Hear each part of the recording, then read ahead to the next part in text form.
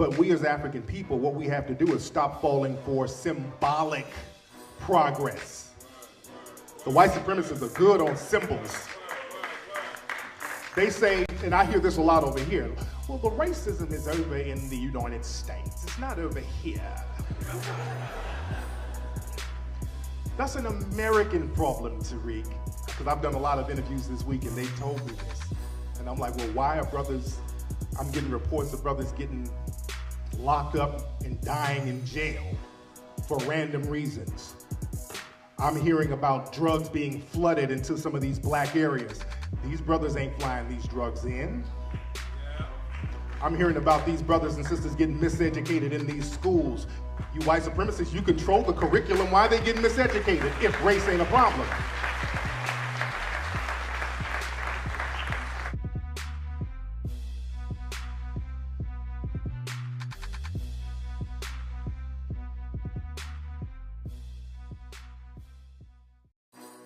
Boom, boom. What's going on, family? Excuse me, I had to get my burp in. Welcome to another episode of the Tariq Elite Show live on Ustream. We're here live. We're early tonight. We are early tonight. Where's my Q-tips? My ear itch. I gotta bring Q-tips down here to my office. I ain't got no Q-tips and my ear is getting its itch on. So I'm gonna remind myself to bring some Q-tips down here. I hate to have an itchy ear. Shit. That means I'm hearing about some money or something. Alright, but we're here. Right here live on Ustream. I got the phone lines getting crunk up in a minute. And we're early tonight. We're early tonight. And we're gonna make it do what it do. People are coming on up in the room. Wanted to get tonight's show cracking nice and early. And what you saw at the beginning of the show, that was a clip for my new lecture called International Racism, which is available now. You guys can go to tariqradio.com and you can get that. You can get that at tariqradio.com. A lot of good game. It's my lecture that I did in London. A lot of good game in that. And let me see who's up in the chat room already. A lot of stuff we're going to talk about tonight. We want to really talk about the protests that happened this weekend in Baltimore. I really want to touch on that. Let's see who we got on the phone. What's up? Who's calling? Hey, what's up, Flex? It's Freaky, man. What's up, Freaky? Where you from, brother? Where you calling from? Yeah, I was just calling, man, to ask you if you know anything about, like, if somebody hacked your phone, is it any type of company or any knowledge you know about getting it unhacked? I would get another phone, but the people that I know hacked it would just hack it again. Oh, well, shit, dude. Yeah. If you know somebody's going to hack your phone, I mean, there's a way to protect your phone from getting hacked, brother. I mean, who's hacking your phone? I think it's from people I know. I'm not going to say on the air or anything like that. Oh, okay. But yeah, call the phone company and, change your passcode. I mean, if somebody can keep hacking your stuff, that means you got people who have too much information about you. You need to chill out on giving people your information. Because the only way they can hack your phone over and over again is if they keep getting information on you. You should have passwords and all that shit that will protect your phone from getting hacked. All right, but anyway, thanks for the call, brother. Okay. Call AT&T, shit. Brother's calling me, asking me iPhone questions like I'm Tarbaj, the East Indian phone rep. Is your phone, are you using your browser right now? What is your 4-digit social security number? What is your 4-digit? Who has access to your account? Hold, please. Like, okay. My God. Excuse me. All right, we got a lot of folks coming on in the room. Let's see who else we got on the phone.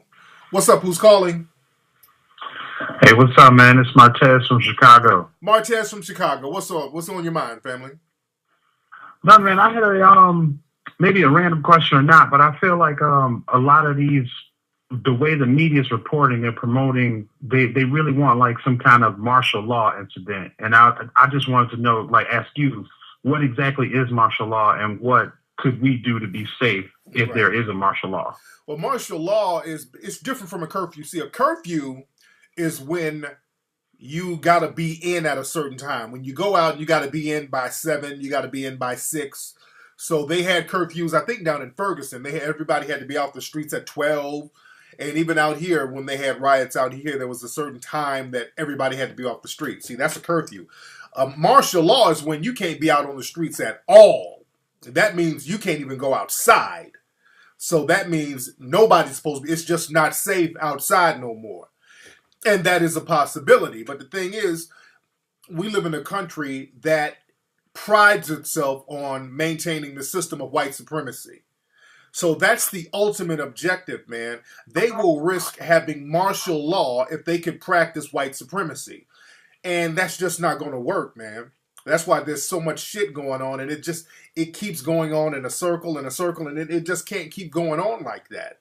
And it's causing national security threats to the country, because when there's internal infighting, that leaves you susceptible to outside attacks. So this whole white supremacy thing, and black folks too, black folks are going to have to stop being scared and stop making excuses and stop being slaves for the white supremacists. Black people think that we can take on this second-class citizen mindset where we just want to be second-class citizens and just kind of deal with it. No, you shouldn't deal with it. That's not your lot in life. And if shit goes down because people are tired of that, well, shit needs to go down then. And we need to start addressing systematic white supremacy. We could keep ignoring that elephant in the room, but that is the problem. And when people start talking about, well, the government wants martial law, but it's all about white supremacy. These people talk all that martial law stuff, but the ultimate objective is white supremacy. All you got to do to stop martial law and stop all of these riots and all of these uprisings and all of these rebellions is just promote and produce justice. It's not even that fucking complicated. All these man hours spent on military, cop enforcement, property damage, lawsuit payouts, all you gotta do to save money is produce fucking justice and do the right thing. Unfortunately, we live in a country that don't want to do the right thing. So, let the chips fall where they may. You feel me? I feel you, man. I feel you. Much respect, man. Thanks for the call, family. Thank you, brother. Yeah, man, we're going to talk a lot about this whole stuff that's going on right now, man. All this shit going on right now. I'm waiting on the room to pile up. I'm waiting on the room to pack on up.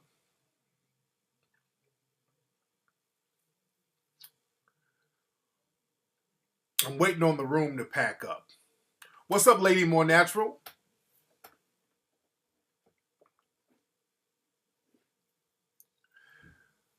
At the building store.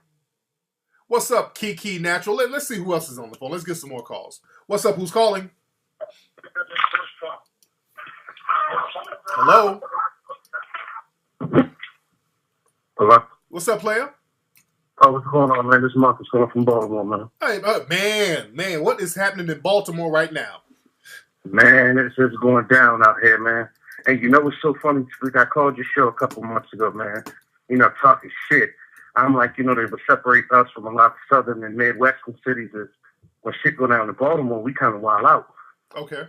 Well, I guess, that part of it is true, but damn, man, I said, damn, I didn't put my foot in my mouth. I'm like, don't shit like that gonna happen out here. We too crazy. We one of the top cities in the country for, police homicide. We kill cops out here.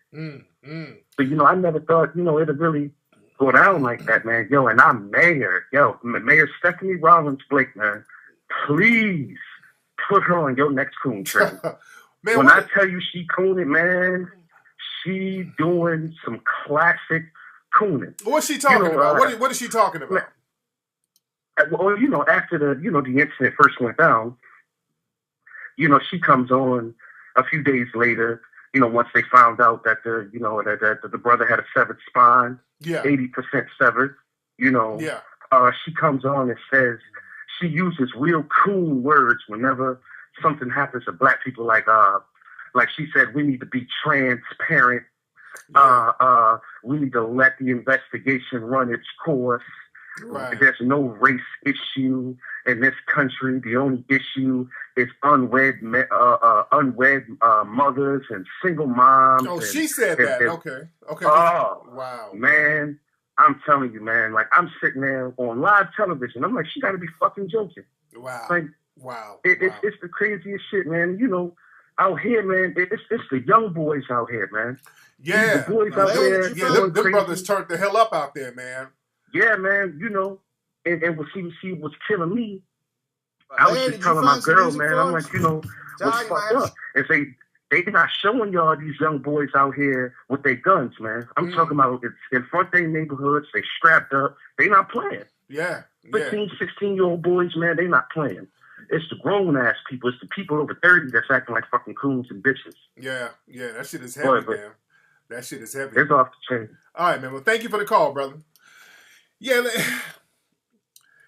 brother and sisters, we fell for the illusion. We thought that if they, and this is why I really want y'all to get my lecture that I did, and I don't want to use this as an opportunity to promote, but I hate to say, I talk about this stuff so much in advance, and I went in depth into this in my lecture that I did in London about how. Hey, did you find some music? I'm trying to get this clip for you guys to see. I want to show y'all some real cooning here.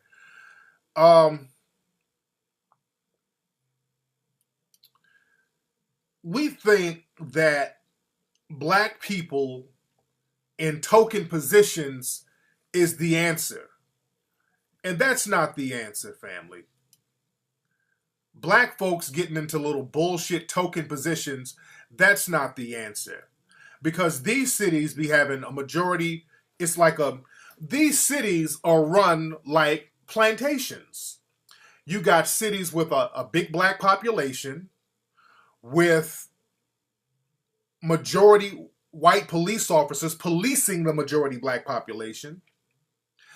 And it's really white supremacists running things behind the scenes, but they'll put one or two tokens in the front and make it seem like they're running shit. And these token Negroes aren't running a goddamn thing. So let's just keep it clear. We got to fix this with resources. Wealth and resources.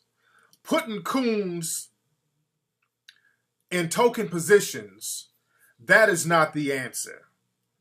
It's not the answer. These mayors and these police chiefs, boy, when you put these niggas on television, they get to buck dancing like it's nothing. That's how they get in those positions. So we got to stop falling for the tokenism trip and understand what's going on out here. What's up? Who's calling? Yeah, this is Gio from Miami. Gio from Miami. What's going on, G? Yeah, I'm calling. I've been listening to you, and I've been changing my whole outlook on things since I've been listening to you and finding out what's going on in the world. Yes, sir. So I've been watching Hidden Colors, and I want to let you know, keep doing what you're doing, and black people need to stop talking about, we need to do this peacefully. I'm not promoting violence or nothing, but why we always got to do it peacefully when they do it? When something happened to these white folk in America, it's all out war. Exactly. 9/11 happened, it's all out war. They don't want to forget about that, but they always want black people to forget about what happened to us. Oh, just forget about it. We shall overcome. No, we can't overcome if we keep forgetting.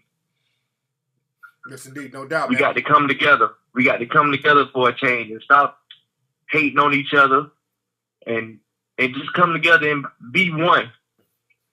Yes, indeed. Thank you for the call, brother. What we got to do, we don't physically have to come together. This is what our brother Neely Fuller talks about. We don't have to physically come together because, see, we get into the habit of thinking if we just get into a group and all get together physically, that's supposed to solve everything. But what happens is that we don't have an agenda or a code, so we get together and then we don't know what to do once we get together.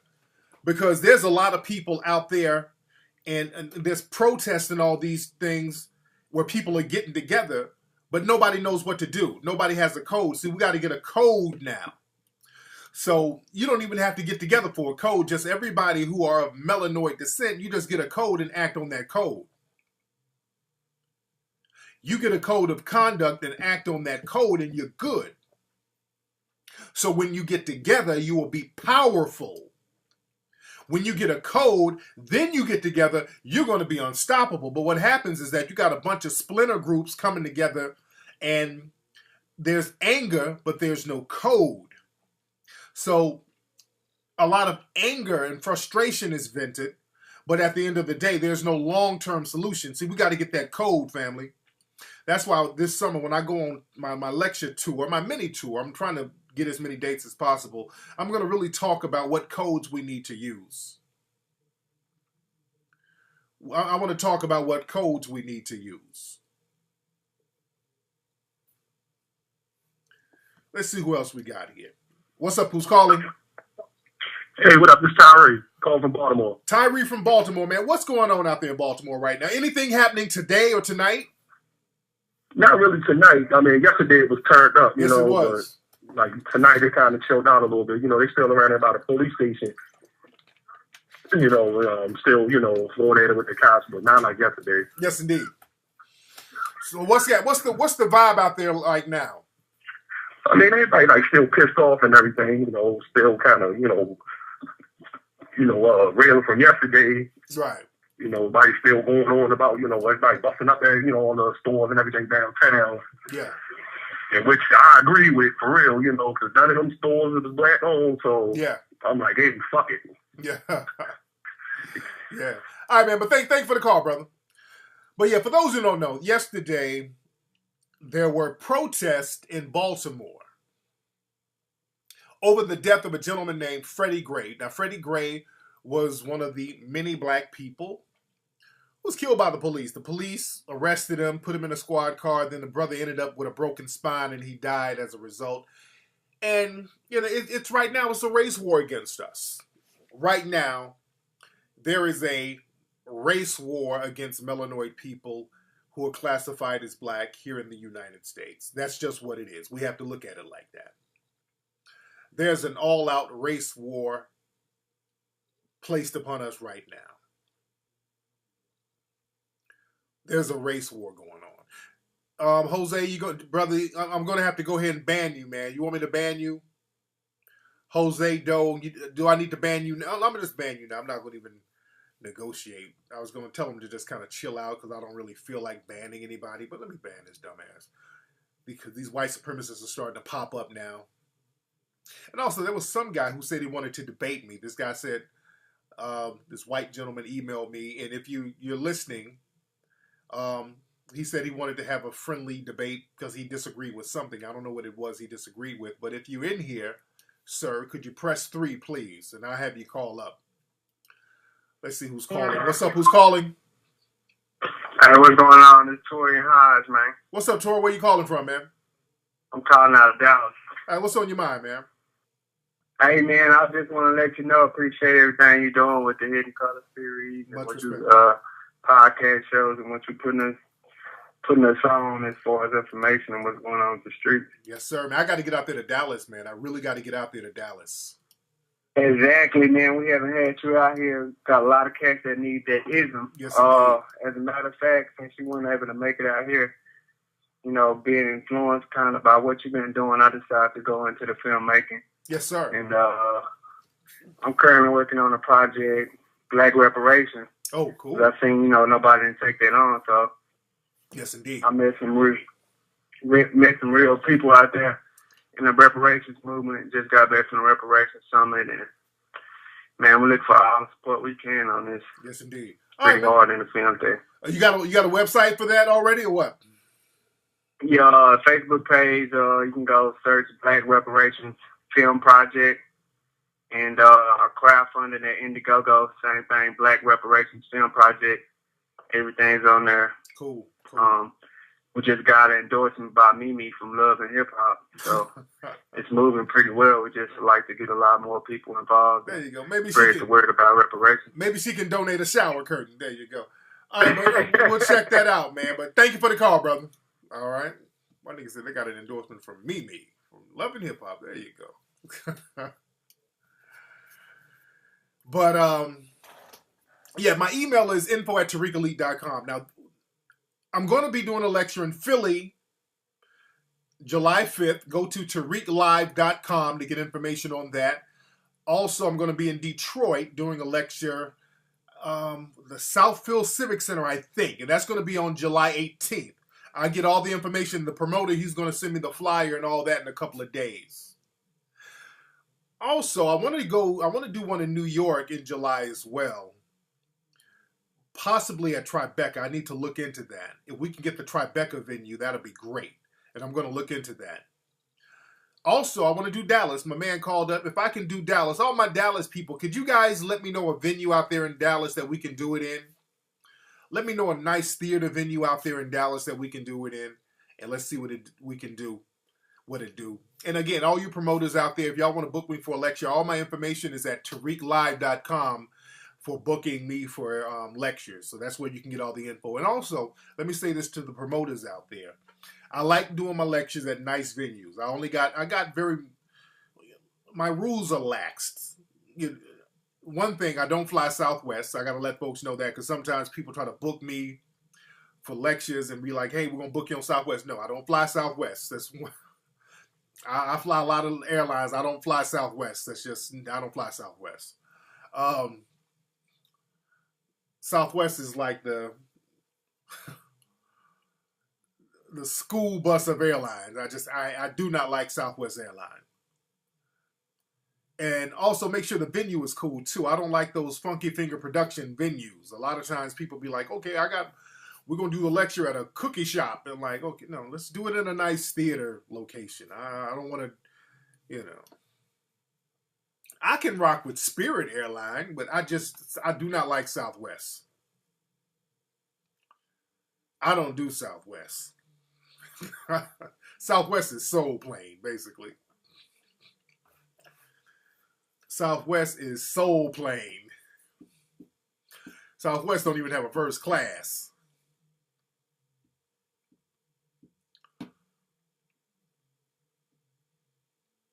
I know some dimes in Dallas. So all my Dallas people, let me know of some venues. Email me, info@tariqelite.com. Let me know of some venues out there in Dallas that we could possibly do the lecture in, and let's make it pop off. Because then I'll try to book it for July so I can hit up all these cities back to back. I hit up Philly, New York, even possibly Atlanta. We're still looking for a venue in Atlanta, so I can hit up everything at once. That's what's up, Wedgie. What's that? Gunfire in Ohio. Let me see what this link says. Gunfire, off-duty police vehicle. Let me see what this happened today. Sunday. Let me see. Gunfire broke out in Ohio on the freeway, hitting two vehicles. Happened Sunday morning. Somebody sprayed the car with bullets. Yeah, it's going down, man. People are like, some brother shot up some cop cars up in Ohio, man. Shit is getting real out here, man. Shit is getting real out here, man. They caught this brother, and he shot up a cop car. So shit is getting real, man. A lot of people are retaliating for what's happening.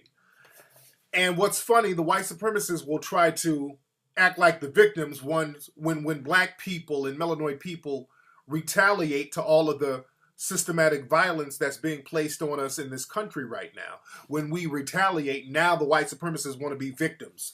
Now they want to start talking morality and two wrongs don't make a right, and start quoting bitch-ass Gandhi. Well, an eye for an eye leaves everybody blind. Fuck you and Gandhi.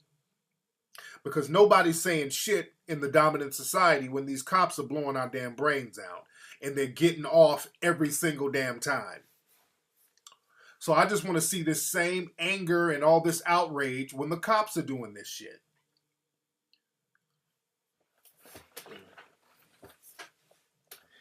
And with the protests that were going on and people fighting in the streets in Baltimore, and not too far away, President Barack Obama was having some kind of correspondence dinner where they're telling jokes, and that's pitiful as far as I'm concerned.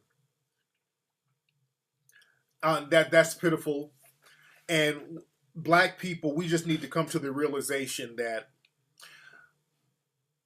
President Barack Obama left us out there hanging. You got black people now still talking about how cool we got the coolest president ever. You got black people still talking that shit. You got black people still talking about, oh, we got the coolest president ever. The president, we're getting slaughtered. Black people are getting their brains blown out legally. Innocent, unarmed black people are getting slaughtered daily. It's a genocide. And we got a president who's supposed to be black who ain't saying nothing. That's not honorable at all. I'm sorry. All you, and look, I voted for Barack Obama.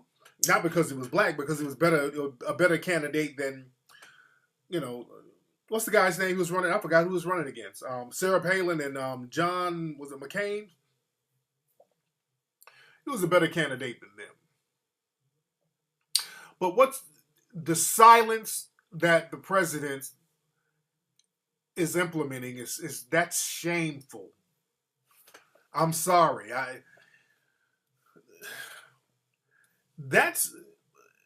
We're better off. We might as well have Jesse goddamn Peterson in office. Can you tell me what's the difference between Barack Obama and Jesse Peterson? We got another Jesse Peterson in the office. At least the other white presidents would, I mean, all of these killings and all that, our protection comes from the top. When the top ain't doing nothing, that's a sad thing. So we might as well have Jesse Lee Peterson in the White House.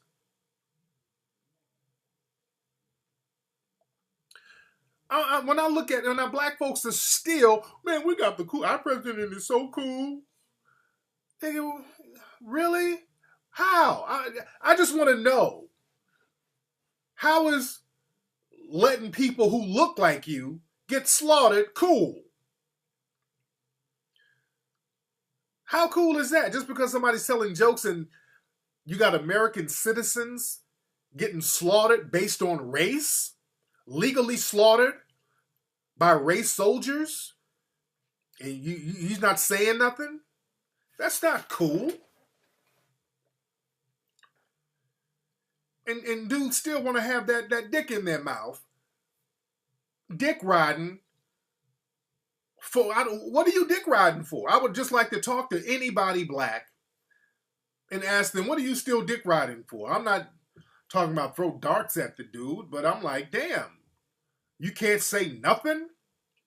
My man is speaking out for gays, Hispanics, and all these other groups, and you can't say nothing about black people getting slaughtered daily. Legally, daily, and the whole world is looking at it. Really, the whole world is looking at this shit, and he's telling jokes while people out here in the streets just getting crunk and turned up. That's not a good look. And there was somebody, some comedian from Saturday Night Live, who told a great joke about Barack Obama. She told the joke of the night. This lady, this white female comedian, told a great joke. She was talking about Secret Service. And she said, the Secret Service is the only law enforcement agency that'll get in trouble if a black man gets killed. Everybody in the audience was like, ooh, that was the best joke of the night because it was so real.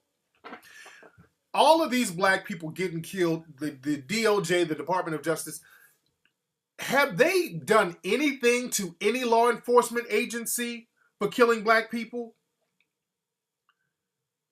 Yeah, they didn't show his face when she told that joke. I noticed that. They didn't show his face.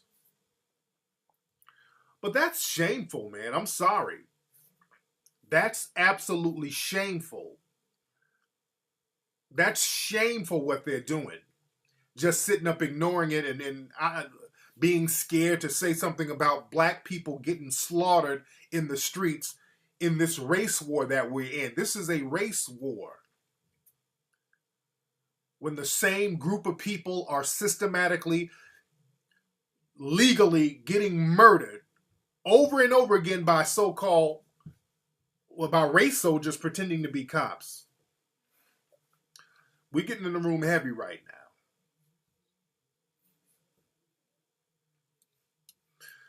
Let's see who's on the phone. What's up? Who's calling? Oh, hi, this is Mayette. Oh, my God. 1 second. Yes. Hi, Tariq. It's Mayette. Mayette, where are you calling from, Mayette? I'm calling from New York City. There you go. What's going on? What's on your mind, Mayette?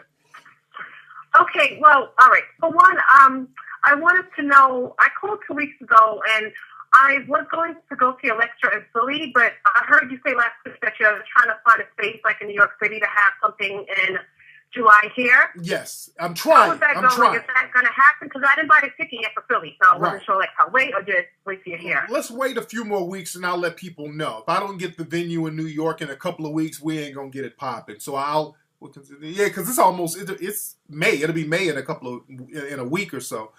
So if I don't get the New York venue locked down, you can go ahead and get your ticket for Philly. Okay, excellent. Another thing I wanted to discuss briefly was Eric Peterson. I'm sure you're aware of what's been going on with him. Eric Peterson? Eric Peterson. Yeah, I mean, it's not Peterson. I'm sorry. It's oh my gosh, my brain is going dead. The young brother in Georgia, Eric. Oh, Eric Shepard. You're talking about Eric Shepard. Shepard. Thank you so much. Oh my gosh, I just had a brain freeze. Yes. Eric Shepard. Is he still on they still looking for him? They're still looking for him. He has not released himself. He's not turned himself in. Okay. He's still on a run. Yeah. Or he's in hiding right now. But what are your opinions on what's going on? Because I've been following the case because a few activists that I follow from YouTube, I actually seen his protest a week ago when he was on campus. And maybe a few days ago when I first seen the news coverage of, how they're, labeling him a terrorist, he's armed and dangerous, honestly, my heart, was racing. I'm like, oh, my God, they're going to kill this young man. I'm so afraid for his safety. And I've been on social media. There's a page that's supporting him, and we opened up a GoFundMe to, help him in resources if he does surrender and he goes in. But what are your, what that's what's going on? What they're trying to do, they're trying to make an example out of him because see what it is when you have young brothers like that who's sharp as he is, because he's a young, sharp brother. Yes. That brother's on top of his shit, and that's the scary thing. On top of it. That's the scary because the older black people, when you're on top of your game, that's one thing. They don't trip out. But when you have young black folks who are sharp like that, then they can influence other young black people to get organized. So they want to make an example out of that brother, and I pray that that brother is safe and that they do not harm that brother. Yes. And also, me and some of the people from Illinois Nation, we wanted to reach out to his family to get an attorney for him if we can. So if anybody can get us access to his family, let us know so we can get that brother attorney on retainer,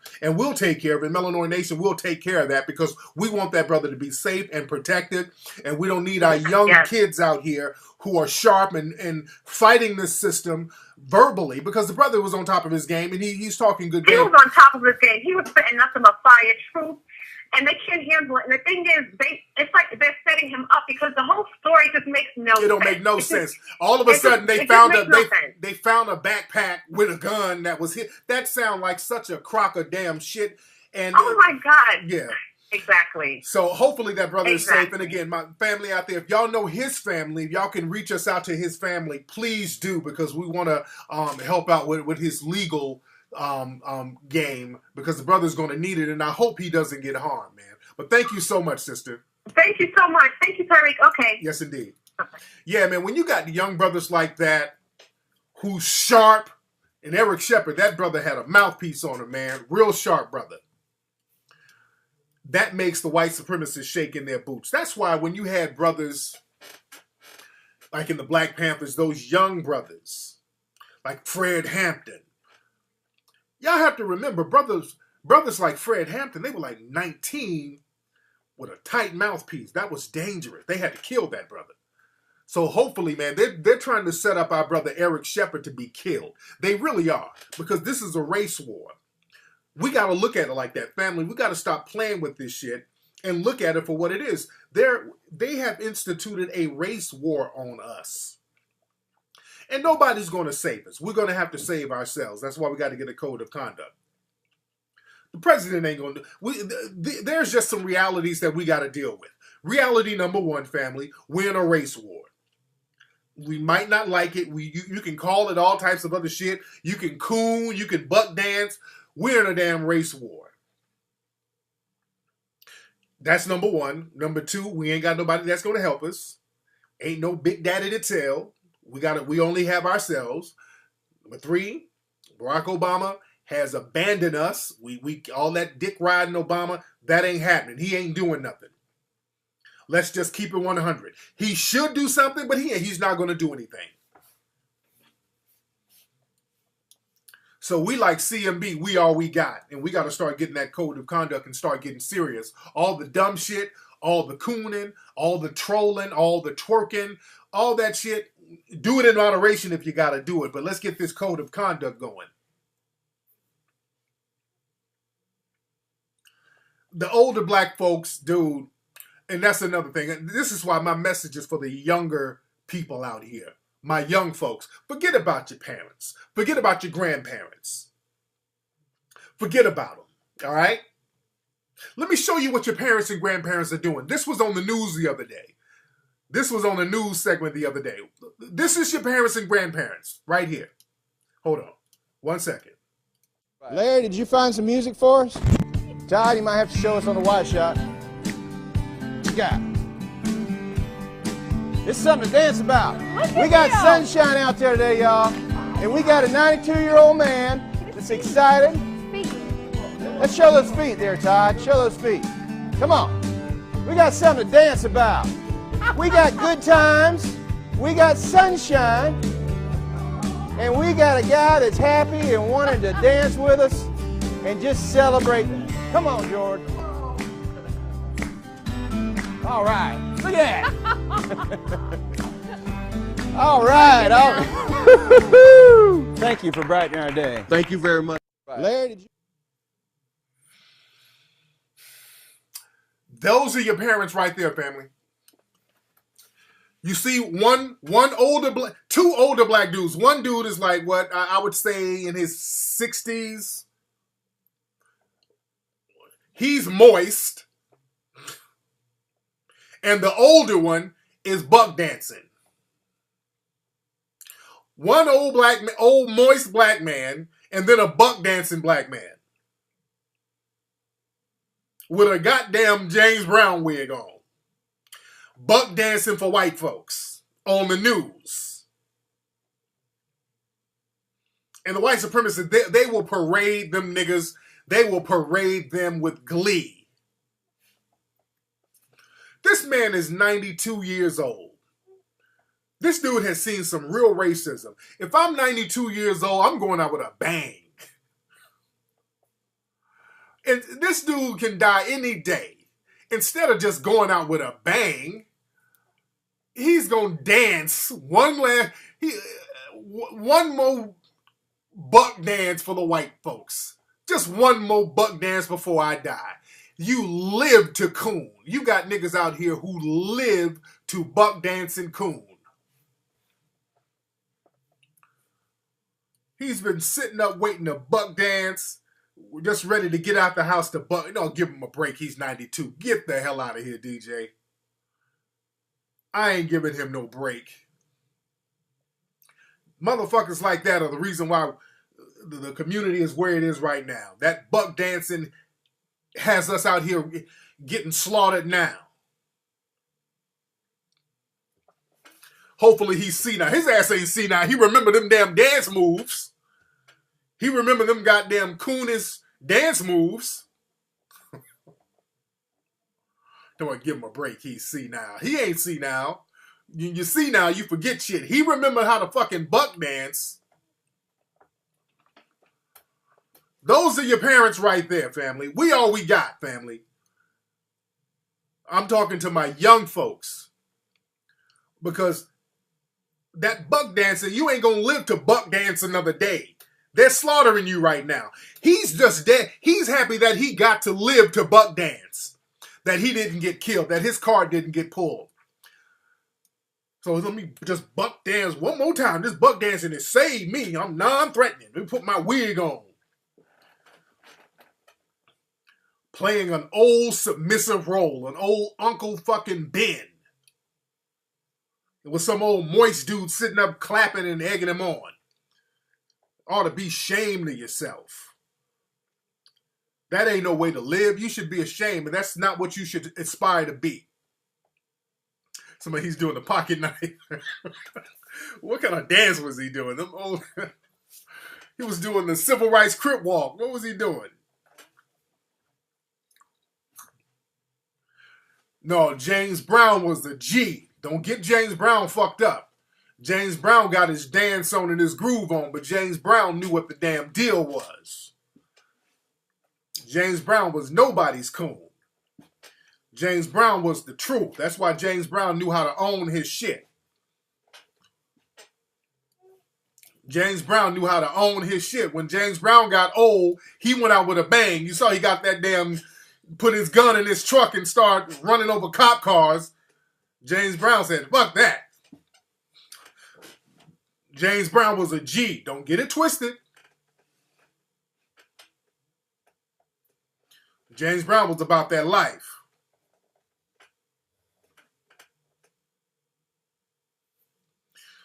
Let's see who we got. What's up? Who's calling?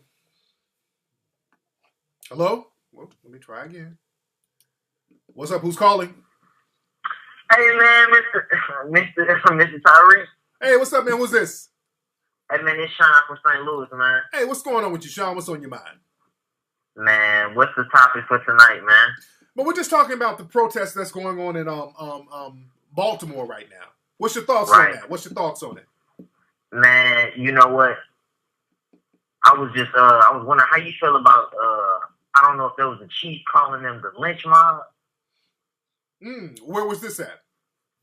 In Baltimore, when they had the lawyers talking, and I don't know if it was the chief or the commissioner. I don't know. Okay, I don't know either, brother. Okay, brother, thank you for the call. Shit, I'm not here to play goddamn wordsmith with you, brother. I'm not here to play guessing game. He don't know, I don't know, so shit. All right, y'all, you know what you're talking about when you call up, brother.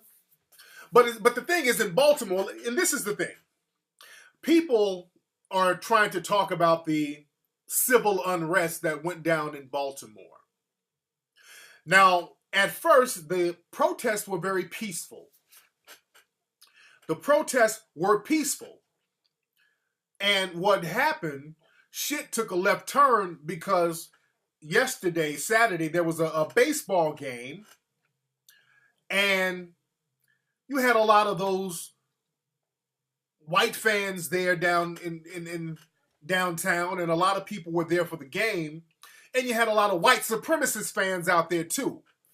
So what was happening is which is the media is not reporting.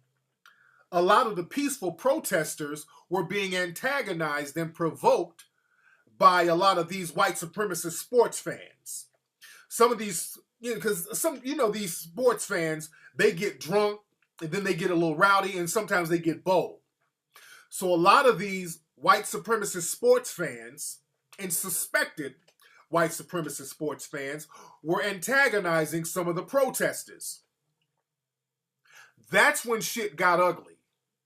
They kind of started talking a little greasy to them, antagonizing them. There were some reports of black folks being called the N-word. So a lot of these drunk sports fans, from what I heard, who are suspected white supremacists, they started to provoke and antagonize some of the peaceful protesters, and the shit took a left turn, and some of those white supremacists got their asses whooped. And then once they got their asses whooped, then they want to play the victim role. Then the news media kept showing the black people tearing up cop cars and breaking windows and all that, and it is what it is. It is what it is.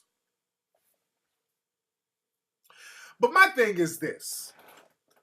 Shit got rowdy, and it all got rowdy because of the white supremacists. If the white supremacists will stop shooting people in the back, shit won't get rowdy.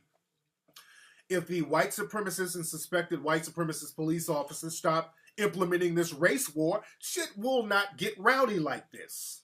All of this is because of the white supremacists. So these white supremacists, they can start talking this, well, the black people are just right. The white supremacists orchestrated all this stuff. So I wish they stop acting like victims. And also, black people, and I saw a lot of the footage of the protest. This is a code that we have to get. Black folks, stop trying to apologize to white supremacists about certain rowdy black folks. Black folks got this thing, because there are a lot of black people who actually protected a lot of people who are non-black from getting harmed. Black people are always playing the savior role. And you know what? I say you shouldn't do that. Black folks need to stop doing that. And the reason why I say that is because the majority of the black people out there were peaceful and they were protecting the non-black people. But at the end of the day, they still throw you in the same bus with all the other black folks and say, okay, well, you were rowdy. You don't know how to act. They still throw you under the bus. They still call you nigga. They still look at you as inferior. They still look at you as a second-class citizen. They still look at you as fucked up. So all that saving and, oh, no, we don't do that now. Don't tear that up now. This ain't the right thing to do now. Don't do that now. What you doing that for? And I'm not saying people should tear up or do anything. I'm like, that's the police's job to stop that. What your black ass out there with your Captain Negro cape? Hold on now. We just gonna have to pray about what's happening. Don't tear up this stuff now. These good white folks are here. Don't do that now. What you out there for? I mean, really? What you niggas out there for? Let me talk to y'all niggas. All y'all save-a-hoe ass niggas out here. What y'all out there standing in front of the buildings and all this stuff? We shouldn't do this now. Are you gonna get a cookie or something, nigga? I mean, let's just keep it real. All that moral shit, I'm not buying it. I'm not buying all that super Christian. All of a sudden, when it comes to some white folk shit, you become super Christian. That's what I don't like. It's selective morality. You don't do all that in the black community. With black folks, you ain't standing up and protecting all that. But when there's some white folks shit about to get towed up, hold on now.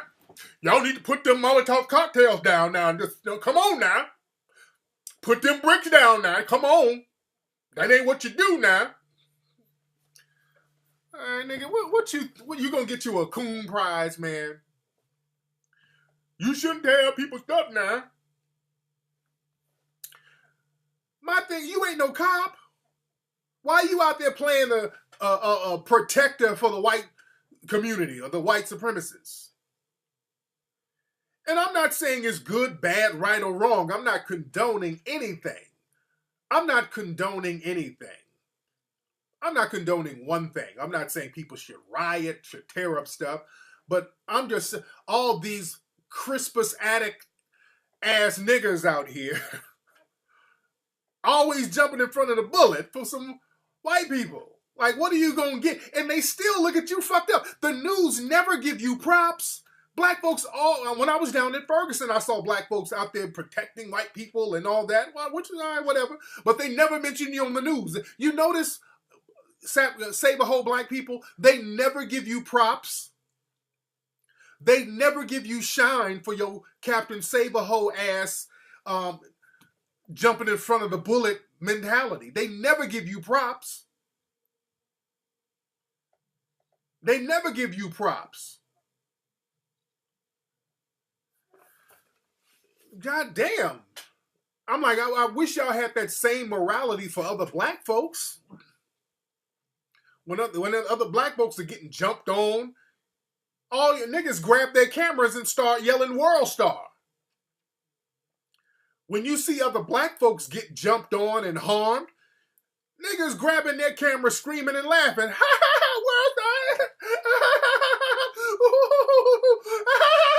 World Star! World Star! Some white people getting hard. Hold up now. Hold up now. Don't hurt her now. That's not what you do. Don't you hit her now. These are good peoples. The Lord said you should turn the other cheek. Now don't hurt her. Don't hurt Missy.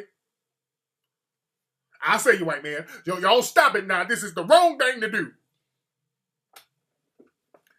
That's my thing. I just don't like it to be selective. That's my thing. I don't like that selective morality shit because that's slave shit. That's slave shit, man. You should protect your community. You should protect other black people like that. Protect other black people like you protect white people, black folks. I'm tired of looking at y'all niggas jumping in front of the stores and jumping in front of the Molotov cocktails. Sit down. Let the cops take care of that. That's not your job. Let the cops take care of that. That's what we pay them to do.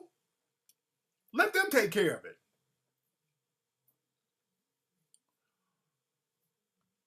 But it went down out there in Baltimore.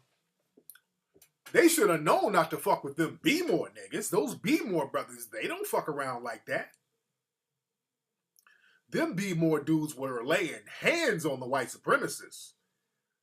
They were getting provoked, and those white supremacists thought they could just leave the game and get drunk. They were drunk, and they were in large groups. So and there were a lot of cops around, and that's another thing. White supremacists, when there are a lot of police around, they try to get bold. Brothers were not giving a fuck. They didn't give a fuck about them. Brothers were throwing rocks and shit at the police. They didn't give a fuck. So brothers were laying hands on the white supremacists out there. You dig? They should have known not to fuck with them B-more dudes. So my thing is, I don't like selective morality. Yeah, they got it turned up out there. What's up? Who's calling? This is Ned from Tulsa. Hey, man, what's going on with you, fam? I'm good. I just wanted to share my thoughts on the Baltimore protest. Go ahead. Okay, there's a quote from Dr. Martin Luther King on March 14th, 1968. Yeah. But it says, but it is not enough for me to stand before you tonight and condemn rights. It would be morally irresponsible for me to do that without, at the same time, condemning the contingent, intolerable conditions that exist in our society. Right. These conditions are the things that cause individuals to feel that they have no other alternative than to engage in violent rebellions to get attention. And I must say that tonight, that a riot is the language of the unheard. Right, absolutely. So that's basically what's going on right now. We're upset because this isn't just one isolated incident. This is going on almost on a weekly basis now. Absolutely. So, I feel for the brothers and I stand with them in their protest. Yes, unfortunately, I'm not there with them, but I'm there with them in spirit. Yes, indeed, man. Thank you for the call. Yeah, man. Yeah, it's heavy, man. A lot of people are frustrated, man. We're frustrated out here because we're not getting justice, and we're not getting justice because there's just a race war being implemented on us, man. That's what it is. We're in the middle of a race war right now. That's just what it is. What's up, Ola? Everybody say what's up to Ola. Ola's in the house. Ola is in the house. But yeah, we can't live in a society where people are getting legally lynched again. And that's what it is. We're getting legally lynched. Unarmed black people are getting legally lynched. And you have race soldiers that have infiltrated different police organizations. And we have legalized tyranny. And that's an unfortunate thing. So that's when you accept degenerate behavior, the society is crumbling. So we got to get serious about stuff. We got to get real serious about stuff. Oh yeah, we got major human rights issues, and we got the UN. I mean, what's the UN doing? I mean, shit. You got a major human rights crisis in a so-called civilized country, and what's the UN doing? They know about this shit. When I go to different countries, they know exactly what's going on. It's not like they don't know what's going on. Yeah, dude, I knew April would be a beast. And April did not disappoint. April was a doozy, man. The month of April was a fucking doozy, wasn't it?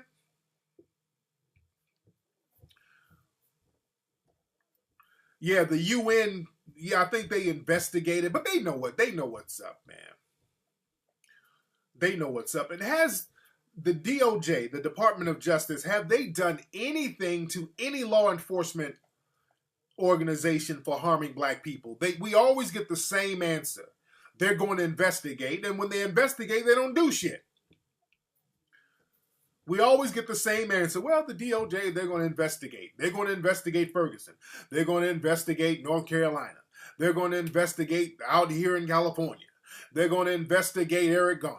They're going to investigate Tamir Rice. They're going to investigate everybody, and they never do anything. They haven't done shit. When they say they're going to investigate, that means they're not going to do shit.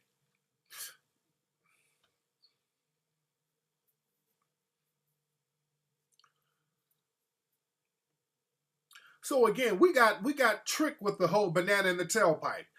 They put token black people from this point on. Let's stop falling for the tokenism. Just wheeling out a black person, putting them in a token position don't mean shit. Please get my brand new. I break this down in my new lecture that I did in London. Let me give y'all the link. Let me give you. Go to TariqRadio.com. Go to TariqRadio.com. I got a brand new lecture that's available now. You guys can watch it, instant download. It's called International Racism. My lecture that I did live in London. A lot of good game in that, man. And I talk about the tokenism that goes on. Let me give y'all the link in the room. This is the Vimeo link you guys can go to. Y'all share that. That's the link to the page. So y'all go there now and watch this. This is cheap too. Most of my pay-per-view specials are like $30, $50. This one is very cheap because I wanted everybody to be able to get it. It's like less than $20. You can rent or buy it. So it's less than $20. So everybody in this room right now, is 1,500 of you in here. All 1,500 of you should have this pay-per-view special, and the information is great. You can watch it instantly. So order it right now before you forget, and watch it and peep the game in it. Real good game in it.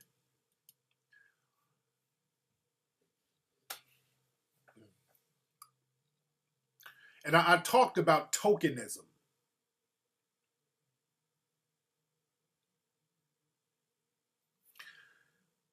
We got somebody in here who needs to be banned. Hold on. Oh, let me make Ola. Ola, hold on 1 second. Ola, I made you a mod, brother. Like, Ola, I made you the mod, oh. So if somebody's in here trolling, could you please ban him, brother? Let's see who we got. What's up? Who's calling? Hey, what's up, Tariq? This is Morgan from Fresno. Morgan from Fresno. What's on your mind, Morgan? All right, man. I've been following your show for a while, man. I appreciate everything you've been doing. My teacher showed me your stuff when I was taking a class, Afram Studies class, and appreciate it, man. Yes, indeed. I just wanted to touch bases with you on racism in the workplace, how you go about dealing with that. Well, what you do, what kind of racism are you experiencing exactly? I work at a hospital, and it's mostly white people. So, yeah. I mean, I'm 21, so, I mean, I guess they just have a problem with me being there. So it's just kind of hard to deal with it every day. Like, what are they saying to you? I just real, like, stupid, like, slick shit they would say, like, oh, if a black person comes in, you want to go deal with that person, or I don't know how to talk to this person, you want to go deal with them. Just stupid shit like that. So, okay. Well, the thing is, brother, any place you work for anybody else and there's people in the dominant society, most likely you're going to have a couple of white supremacists working with you. So that's anywhere you go and work where there's going to be people in the dominant society. So it's like the lesser of many evils. And, they're always going to say slick stuff. So what you need to do, if it gets too slick, because, again, you don't want to change it to another job and then they're talking slicker than that. So what you want to do, if they get to talking too slick, what you're going to do is start secretly taping their asses, And if they get out of line, you can use that against them. You feel me? Yeah, I feel you, man. So It's just, you know, it's hard to kind of stay humble and, you know, dude, be yourself around that, dude, you know? just chill on that shit. White supremacists are going to be white supremacists, dude. So you ain't nothing. You ain't changing shit about that. You just put yourself in a position to come up if they go all the way full-fledged white supremacists, and don't let them affect your job, because the white supremacists, they'll say little slick shit to you to get you to go off, because what they want you to do, because you sound frustrated and like you're ready to curse somebody out, and I know that feeling. And what happens when you do that, you give them a come up. Then they go acting like a victim, and then they go get some workman's comp and start acting all traumatized because you, a black person, and cursed them out at the job, and then you got fired, and you done fuck your little money up, and they didn't came up. So you chill. You chill. You got to learn how to chill. And Neely Fuller talked about that, especially if somebody's talking real racist. If somebody's saying nigga or whatever, you don't move a muscle. You do not get frustrated. You play it cool, and you're going to use that to come up. You feel me? Thank you for Yes, indeed. Thanks for the call. And the only solution to that, man, is to really, you work for your damn self. That's the real solution. You work for your damn self, so you ain't got to deal with that period. Because damn, everywhere you go, you're going to deal with some form of that. That's like going to plantation to plantation. Y'all remember in the movie 12 Years a Slave, the main character, he went from different plantations. And on the plantation, you're going to deal with some form of white supremacy. Sometimes the white supremacists will beat you. Sometimes they'll fuck you. But you're still dealing with white supremacy.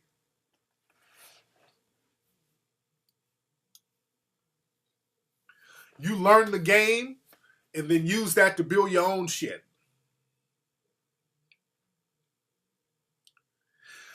And speaking of white supremacy, there was a movie that Adam Sandler is doing, and he's playing, I think, a Native American, and they got some real Native American brothers and sisters to be in the movie too. And the movie basically is kind of making fun of Native Americans. And these are the real there was some real Native Americans, not these pretend Native Americans, not these $5 Indians that we have out here now.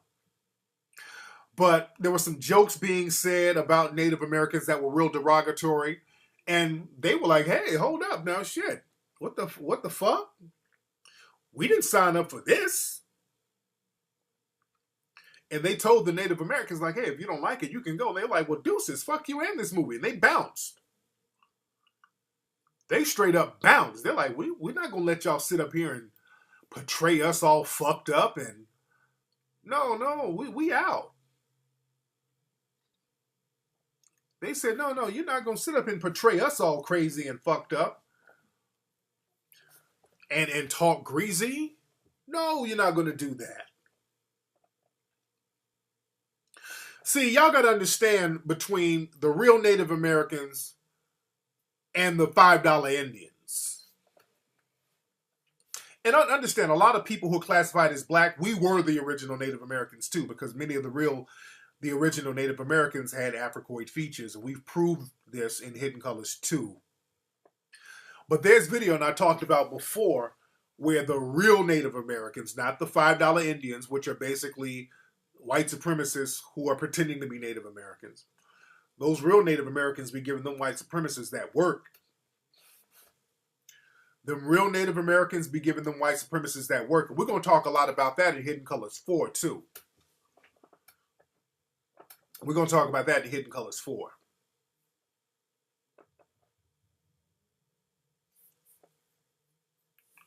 Yeah, the cop who shot my man in, I think, was it Tulsa?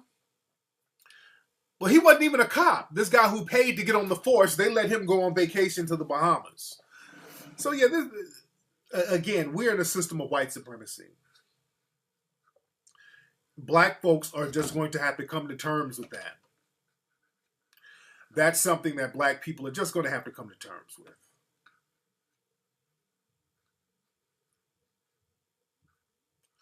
Powwows.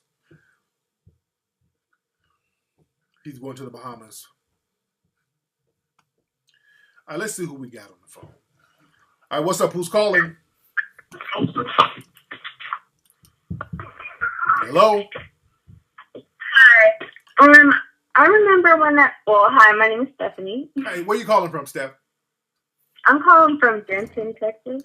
Denton, Texas. Where is that? That's it's pretty much DFW area. Oh, okay. I go to college out here. Oh, okay. Well, where are you from originally? Originally I'm from Brooklyn. Oh, okay. Cool. All right. So, what's on your mind? Okay, so I remember whenever you were talking about Adam Sandler doing the whole Indian movie. Yeah.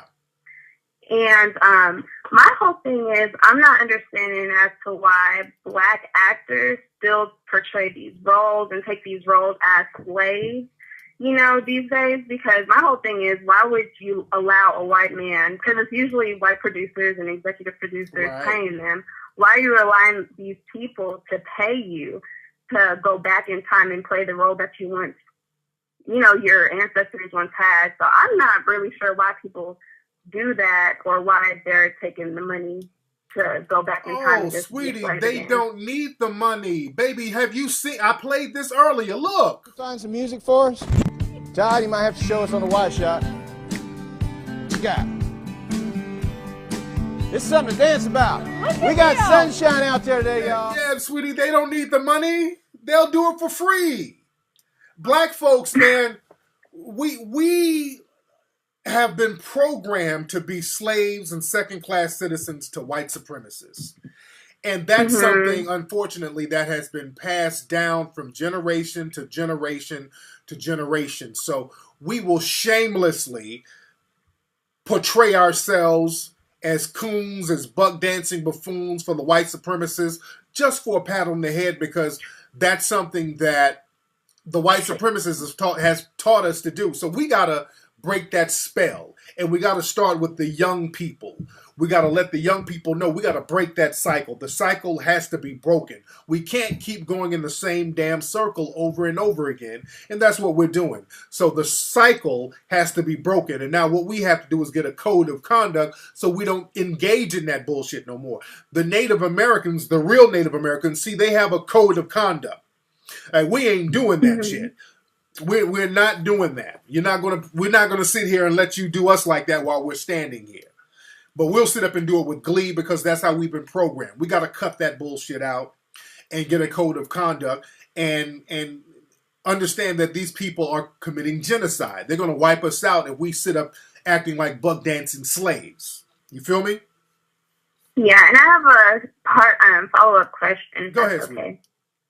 Okay, so you said we need to have a code of conduct amongst, the younger black community. Yeah. So how would you say we go about this? Because honestly, I want to help, but it's just so discouraging because it's like, okay, there's a billion of us, and then of that billion, it's only like 1 million of us trying to make the movement happen. Absolutely. So I guess my real question is, how do you get people to come onto the movement? What you do, it starts with you. You got to live up to the code yourself. It starts with each individual.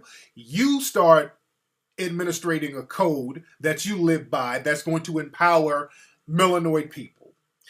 And once you start living that code, you'll gravitate towards other people who are implementing that code.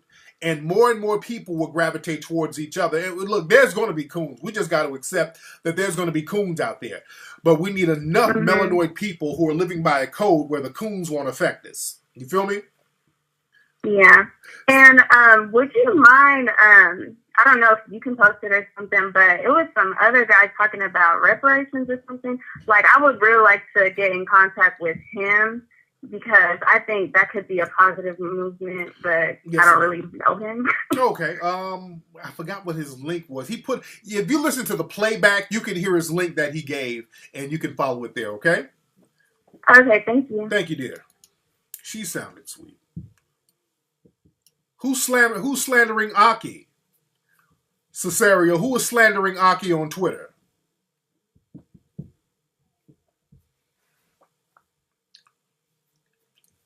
Hold on, wait. We're gonna shut that down now. Who is slandering Aki? Cesarian, where you at? I need some answers, brother. I know Claude Anderson, and y'all need to read Powernomics by Claude Anderson. Excellent book.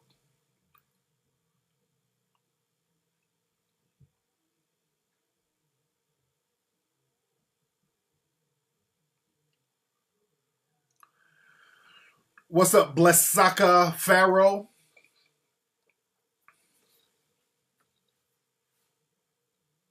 Oh, she's a non-factor.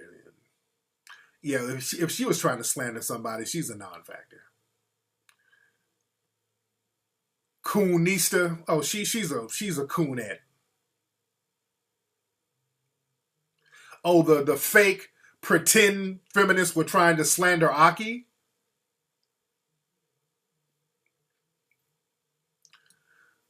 Who, those fake ass pretend feminists who ain't really feminists? What's up, BW Washington?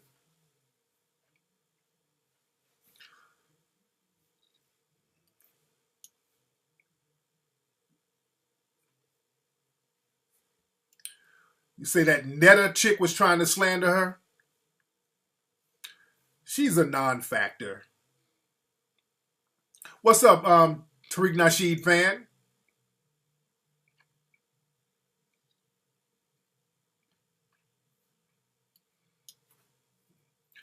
See, a lot of stuff I can't see because I have a lot of coons and trolls blocked. There's a lot of coons and trolls that are blocked. Yeah, I saw that. They were trying to go after David Banner. David Banner said something about where women, if women, what did he say? It was something that was real positive. He's like, if women show more of your mind than your ass or something like that, more men will be interested in your mind. So it was something very positive. And the fake outrage Negro Twitter had some fake outrage over that.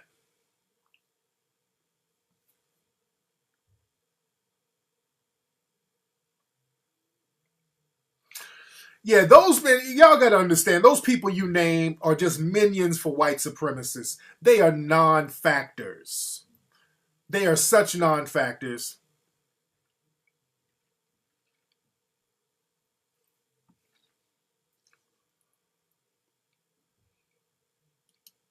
All right, what's up? Who we got? What's up? Who's calling? Hey, what's up? This is AJ from Houston. What's up, AJ? What's on your mind, fam? Yeah, man. That thing with Rakisha McBride, not Rakisha McBride, but the young lady in Chicago who got killed. Rakia Boy. Yeah.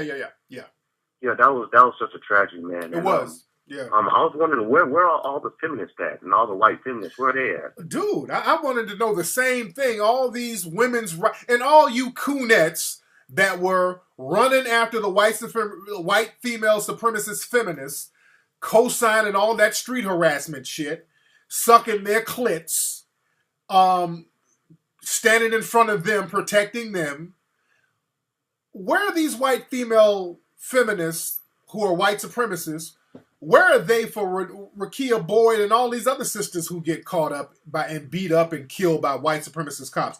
These women are nowhere to be found. And Jada Pinkett, and all this talk about how these women out here fighting for minorities and all the other bullshit. I'm like, I don't see where they're doing it. Yeah. We got to stop. We keep falling for these con games that these people are running on us.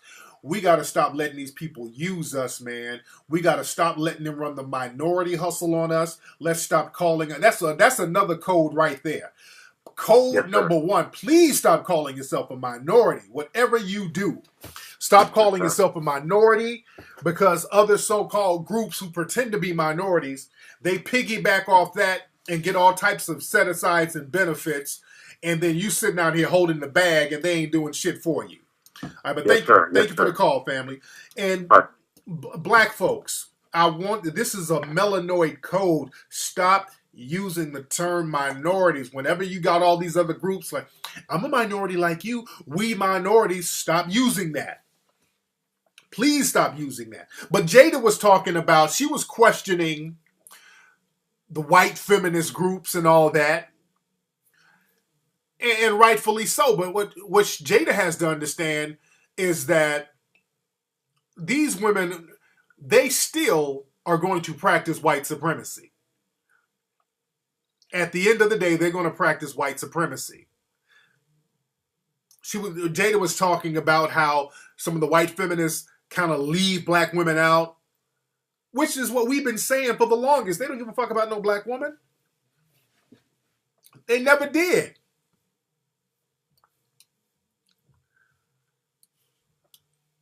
So yeah, she was talking about Hillary Clinton because see what's happening now. These people are trying to run. They're going to have another presidential election, and now they're going to be going to the black churches. They're going to get all the bunk dancing coons out, and we don't need to fall for the okie doke, man. We're going to have to get some resources. We're going to have them call us by name. Damn all that old minority bullshit. And all of these other groups, they love to try to mix themselves in with us, and we got to peep the game. That's why, they put a show on TV called The Prancing Elites. There's a show that they put on Oxygen called The Prancing Elites. Of these gay black men they put on these majorette outfits and they go, basically, these dudes are a bunch of trolls. Let's just, me and my wife watched the first episode because I ain't watching no more. The shit was boring. I just wanted to see what the real agenda was. And I saw what the agenda was. In that show, Prancing Elite, basically, these dudes down in Mobile, Alabama, these gay black dudes, basically, they out here attention whoring. They go to people's events and parades uninvited. And then when they get kicked out, they're like, oh, they kicked us out because we black and gay. No, they kick you out because you niggas, first y'all dressed in some stank-ass outfits and your bodies and your stomachs and shit sticking out.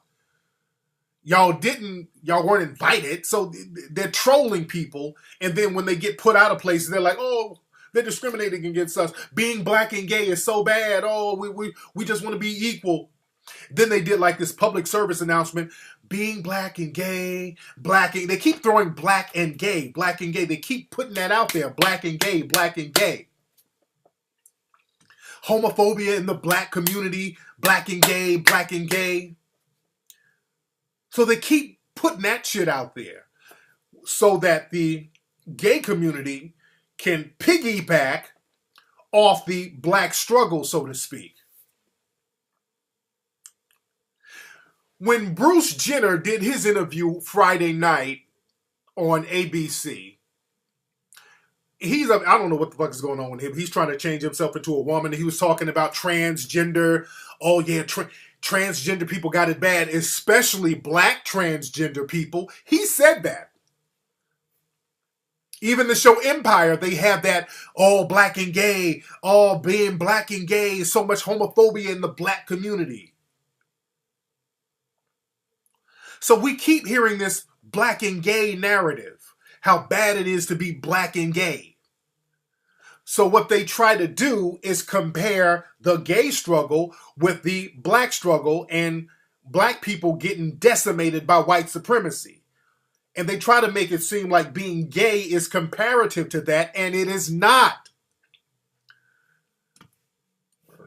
So when people in the white gay community, when they go get resources, they say, hey, look, discriminating against us is just like discriminating against black people. We know how bad they got it, so give us some money. Give us a check because we're suffering just like them. So we need a check. See, that's a whole con game they got going on. That's why when they start talking about being black and gay is the same thing, gay people aren't being shot in the fucking back out here. Gay people are not being shot in the back and being goddamn murdered every week out here. So we're getting used again. Please, I talk about this in my lecture, man. My lecture in London, I talk about the distraction. Get that lecture, man. After tonight's show, watch the lecture. Let me give y'all the link again. I break that down.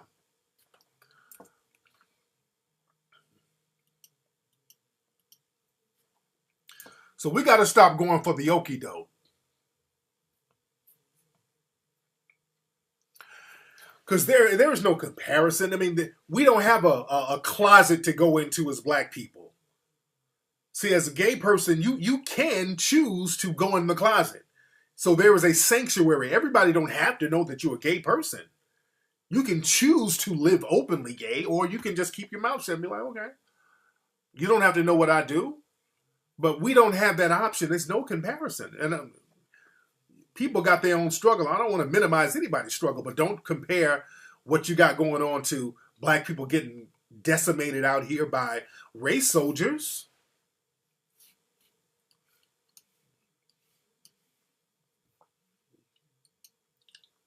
A lot of folks in the house tonight. Let's see who we got. What's up? Who's calling? Hey, yo, what's up, man? This is Brandon from the Glass. Brandon, Toledo, Ohio. There you go, man. What's going on out there in Ohio, brother? Hey, nothing much, man. It's out here trying to make it, man. That's about it. Yes, indeed. Hey, I got a question, man. And this might be kind of off topic, but if marijuana ever gets passed on a federal level, or when it does, what's going to happen to all the brothers and cats that's been locked up for selling weed now that it's legal? They probably leave them in there because, you know, it was illegal when they were selling it. So they got all types of loopholes. And basically they made it legal so that the white folks wouldn't get caught up in it. So now, because you can still go to jail for weed if you don't have a card or the legal right to have it. So, you know, they kind of make the laws lapsed a little bit for people in the dominant society. So they'll just come up with a new, look, we under the system of white supremacy. They come up with ways to lock us up. Man, whatever is popular in the black community, they will criminalize it. Sagging pants is popular in the black community. So sagging pants in some counties that's illegal. There's a brother who got killed in prison for having his pants were sagging, and he ended up dying in jail. Not too long ago. Oh, wow. Yeah. So we're the only people on the planet that I know of who get locked up for sagging pants. So in a system of white supremacy, they can make up any law to lock us up because, number one, we don't have no paper. We don't practice group economics, and we don't have a code. And this is why they can target us with any kind of bullshit law they can think of. And when we try to utilize the law and say, okay, look, the justice system is supposed to work for us, they'll find a loophole to dismiss the white supremacists. Just like in Chicago, when that cop who shot into a crowd of black people and killed our sister, Rakia Boyd, that cop didn't even have to put on a defense. The judge was like, well, y'all filed the wrong charges, so case dismissed. So he's free and didn't even have to put on a defense. So in a system of white supremacy, they can do that. We need paper and a code of conduct to combat that. You feel me? Yeah, I feel you. And one more thing, man. I've been trying to get to one of your lectures, man, but I stay, you know, not nowhere close to where you be holding them, but you was doing one in Detroit. Yes, so you can come to Detroit. And I was looking to see, but there ain't no information about when you're going to be there, so I'm definitely trying to go. Yes, indeed. The information to be up in about a week or so. They're going to give me the flyer and all that this week, and I'll keep you guys posted on that, all right? Okay, appreciate it. Thank you, brother. All y'all people in Ohio, y'all need to come up to Detroit when I do my lecture in Detroit. We want Detroit packed. We want Detroit packed. We want Detroit packed.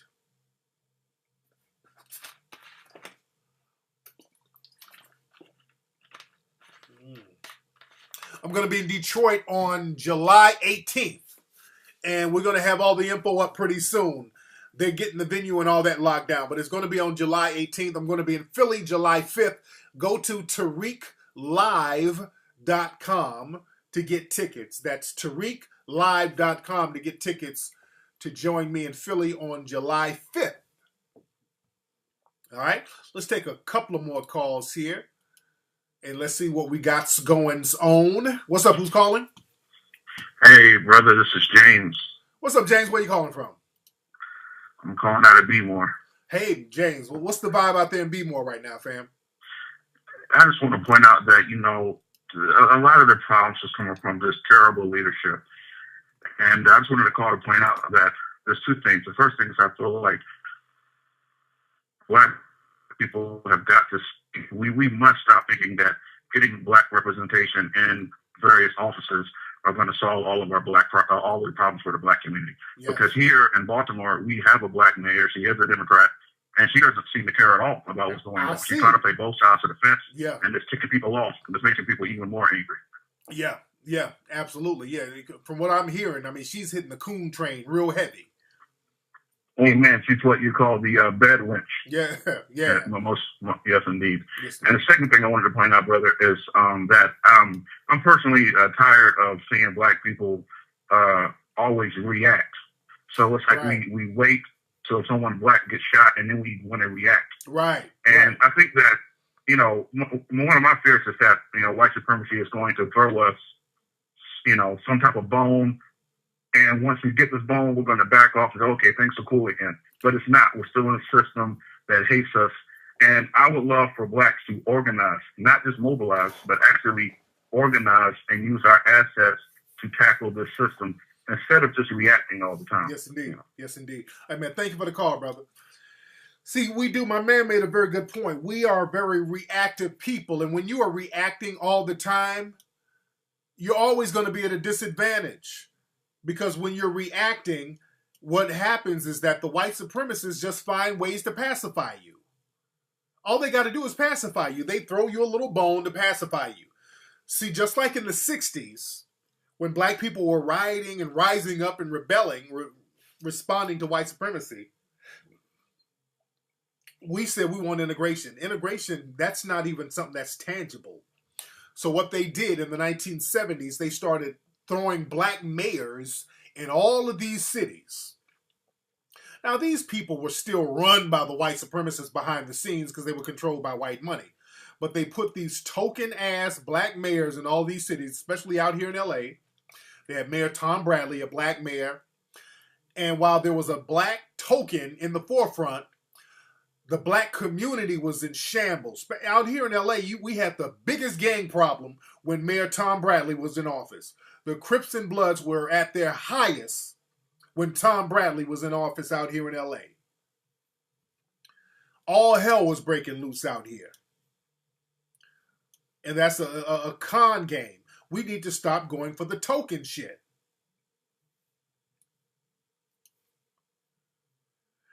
So what we have to do is stop looking for the token leader and all of us get a code of conduct.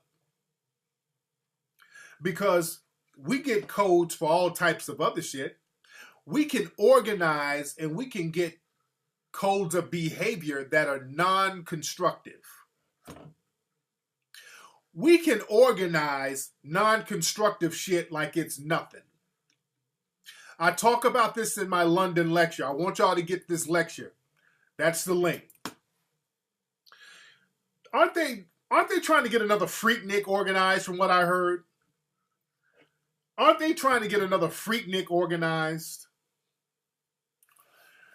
See, we can organize a Freaknik or a spring break, a black spring break, Coonathon, twerk off.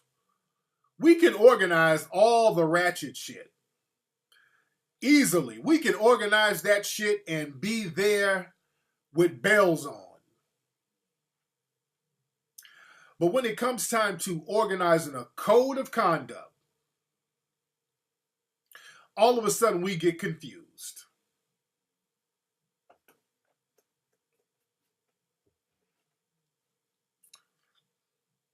We got to get off that shit.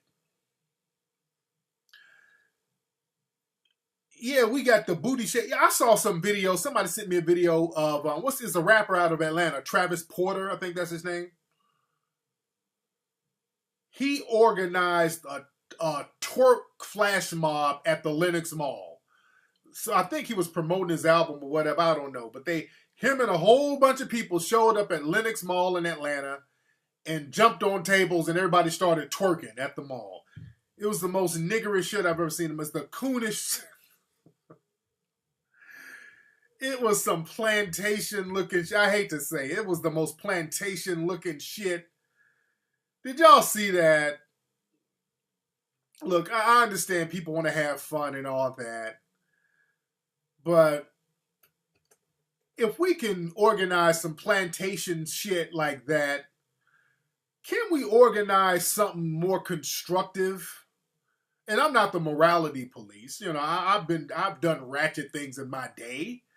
But there's a time and place for everything. Right now, we don't need to organize twerking flash mobs. We need to do better than that. If Travis Porter's a group, okay.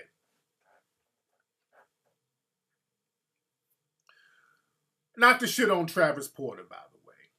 My man, whatever you got to do to promote your stuff, I'm not knocking you. Not knocking you. Yeah, it was a twerking. It looked like some plantation shit. It was some real Bama ass plantation looking shit. It was very embarrassing. Yeah, that Fry That Chicken song, yeah. Yeah, but family, we got to start having a code that we live by as individuals. When you live by a code as an individual, you will gravitate towards other people who live by the same code. Let's see who we got. What's up? Who's calling? This is Derek. What's up, Derek? Where you calling from? Hey, man, I'm in Texas right now. A lot of Texas people. What part of Texas you in? DFW. Okay, I got to get out there, man. Will y'all please find me a venue in Dallas where I can come, a nice theater venue where I can come and spit that hot fire. I'm coming to Dallas, man. I really got to get... When we did Hidden Colors 4, Dallas sold out faster than any other city. Dallas damn near sold out in a couple of days in tickets for Hidden Colors. I mean, Hidden Colors 3, that's what I mean. But go ahead. What's on your mind, brother? Hey, man. So you're sitting here talking about okie doke and this and that. But it's like black people don't realize that they've fought for the okie doke their whole fucking life. Point number one, all you fucking those Democrats, the fucking KKK was started by fucking Democrats, so I don't know why you think Democrats give a shit about you. Oh, wait. Now, what's your name again, brother? My name's Derek. You're a white guy, right? Yeah, I'm white. Okay. Well, You're black, right? I am black, sir. But the thing is, black people voted Republican too, sir, for many, many years, and the Republicans didn't give a shit about us. But those same black people that vote Republican, you fucking call them coons, right? Don't you? I do. I call anybody who kisses up to white supremacists coons. I do. So it's a nonpartisan issue. I don't care what they vote. A coon has nothing to do with what you voted for or who you vote for. You understand? But you just admitted that you call black people that vote Republican coons. No, I don't. No, I don't. Wait. Slow down. Whoa. Slow down. You're trolling. Sir, calm your trolling down for 1 minute. Slow down. Because I didn't say that. Come on, you're blowing your load too fast. You gotta mellow out your trolling a little bit. But I never said that people who vote Republicans are coons. I never said that. Because black people voted Republicans for many years. And the Republicans didn't do anything for them. Being a Republican ain't a bad thing. But buck dancing for white supremacists is a bad thing. Okay, let's talk about buck dancing. Yes, sir. Every time... You got to stop watching the news because this is what they're doing, and they're fucking with you. They'll play one story on the news, and what do? And what do? You get up and fucking dance, just like they want you to fucking do. They tell you a black kid got shot, and you all get up there and fucking dance. You do exactly what they want you to fucking do, and you sit there and try to sell shit. What do you mean dance? What do you mean dance? What are you talking about dance? Who's dancing because a black person got shot? What are you talking about? Who's dancing because a black person got shot? What the fuck's going on in Baltimore? They're not. Nobody's up there dancing. Nobody's there. Whoa! Stop! Whoa! Sir. No, calm down, sir. What's with all this white supremacist anger on your heart? What's all that? Fuck anger? You, man. You're sitting here talking shit about white people. Fuck you. You think black people are the only ones with fucking guns? Oh, what? Oh, so you got guns? What are you gonna do with your guns, sir? What do you? I didn't say I was going to do anything with guns. Why did you mention your guns, sir? Violence. Sir, you mentioned sitting here talking about race wars and shit. Sir, you said fuck you. I got guns too. So what are you gonna do with your guns, sir?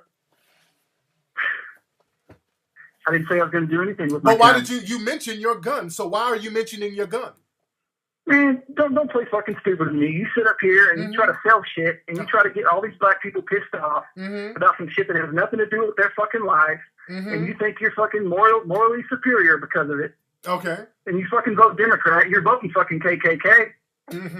So are you saying the black people's answer is to vote Republican? No, I'm saying black people need to start thinking as individuals. Well, we do think. So what about white supremacy? Why don't you ever speak out about white supremacy? You haven't said nothing about white supremacy. What are you talking about, white supremacy? It's fucking 2015. Right, and we still got and white people and white supremacists like you are killing black people legally by acting as race soldiers as police. So what are you talking about? And this is the thing. That's what they show you on the news. Because that's what's happening. Because that's what's happening. Do you realize that the news is produced? Because that's what's happening. Stories. Because that's what's happening. They do it to get a reaction, and guess what? You react. You're doing exactly what they want you to do. You mean we react just like y'all did with Clive and Bundy when y'all white supremacists went out there to his ranch over cattle like that? I didn't say it didn't happen on the white side. That's so. What are you talking about then? So why are you complaining when black people do it then? Why are you complaining when black people do it and the white supremacists do it too? Because it's dangerous. Because you're gonna start some shit you don't want fucking started. That's what I'm saying. Well, are the Clive and Bundy people starting shit they don't want started? Exactly. Well, how come you haven't called them and said, fuck you, Clive and Bundy, white supremacists, and fuck you, people going to Oregon? How come you haven't done that? Have you done that? Because there's not a Clive and Bundy radio show going on right now. Oh, Clive and Bundy was all on the air. He was on Fox and all this old stuff. So why all this anger towards black people who are just reacting to you white supremacists? Because they're reacting to selected stories that are meant to get a certain reaction out of them. You talk about fucking okie doke, but you just fucking fell for it again. That's what I'm fucking saying. So I fell for the okie doke, a black person who got shot again, like this is happening every week, and I'm falling for the okie doke? Dude, it happens every fucking day. Every fucking day. But they're only gonna tell you about the ones they want you to fucking hear about. Well, and you know I'm telling the truth, man.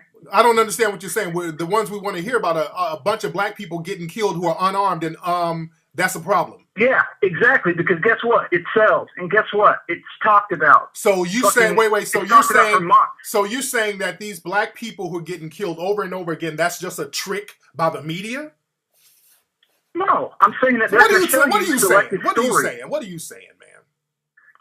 You know what I'm saying. I have no idea exactly what I'm saying. You trying to say? Wait, stop, sir. You're saying that all of these black people who are getting killed almost every day, that's just some media just trying to run a game on us.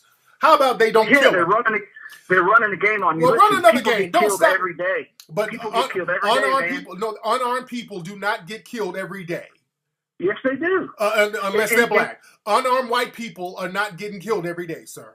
By cops? No, they're not. They're not legally getting killed. Name me a bunch of unarmed white people in this country who are getting legally killed by cops and nothing's happening to the cops. Name them. Why would they show that? Because it name them.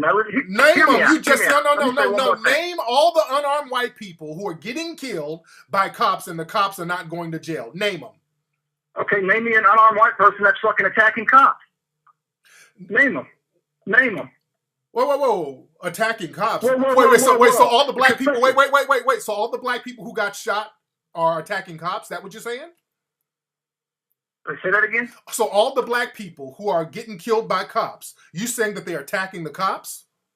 I'm saying that there's gray area. No gray area, sir. It's a yes or no question. Are all the black people who are getting killed by cops, are they attacking cops?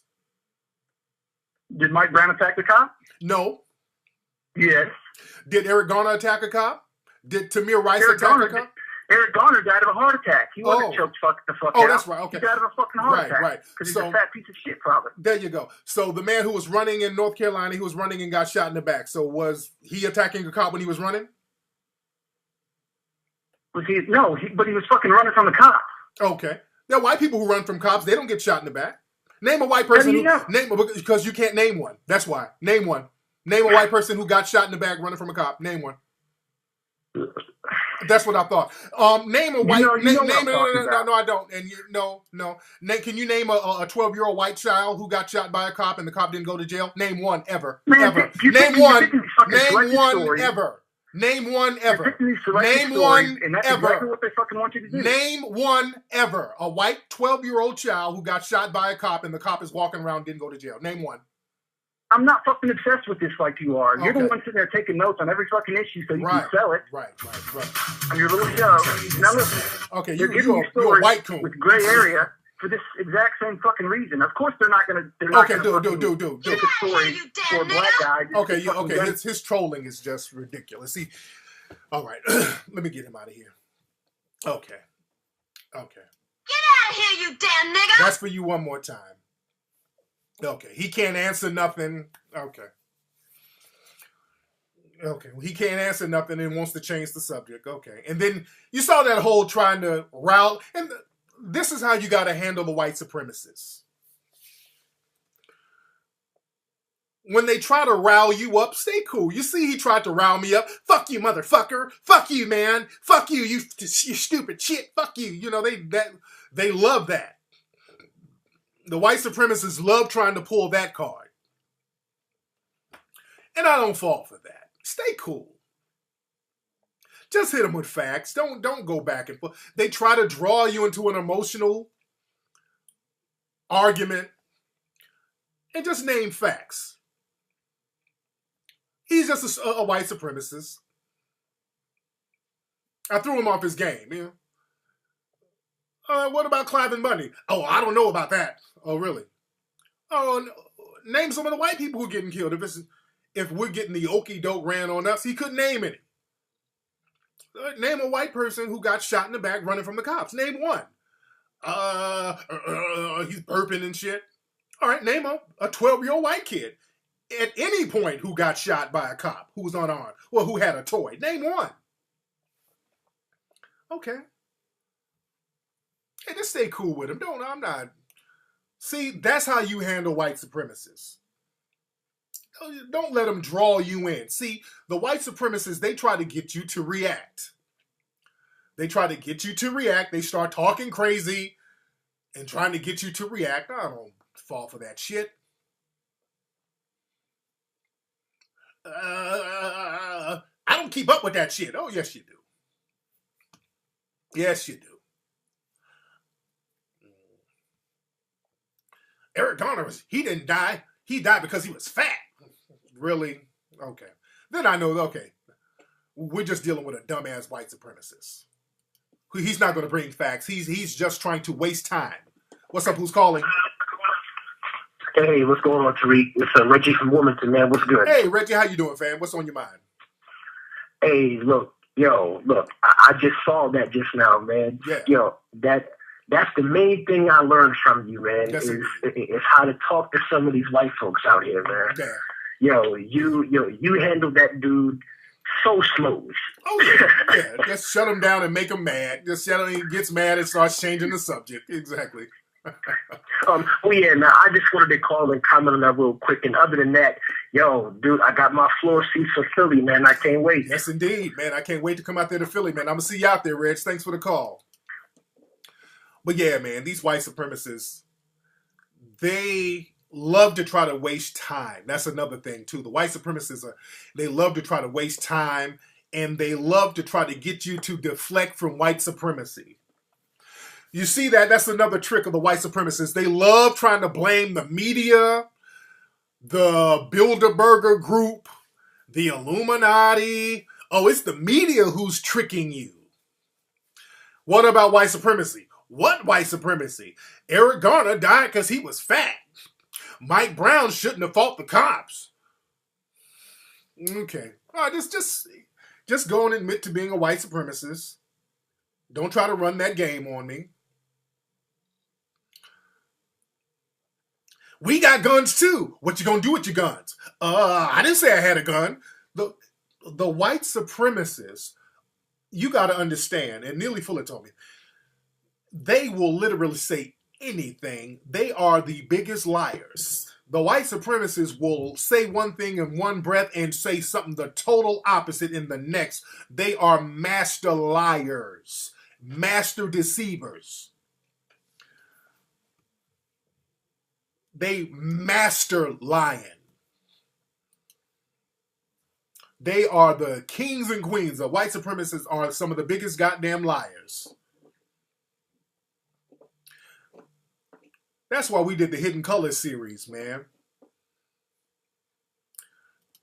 And understand this. When the white supremacists cannot deceive, they become violent. Understand that? When the white supremacists when they cannot be deceptive, they become violent. Now see with that guy, the fact that he couldn't be deceptive with me, he immediately got verbally violent. The minute he saw that he could not be deceptive verbally, I wasn't falling for his bullshit. Fuck you, I got guns too, man. Fuck you. All of a sudden he gets violent. You dig? Just stay cool with their asses.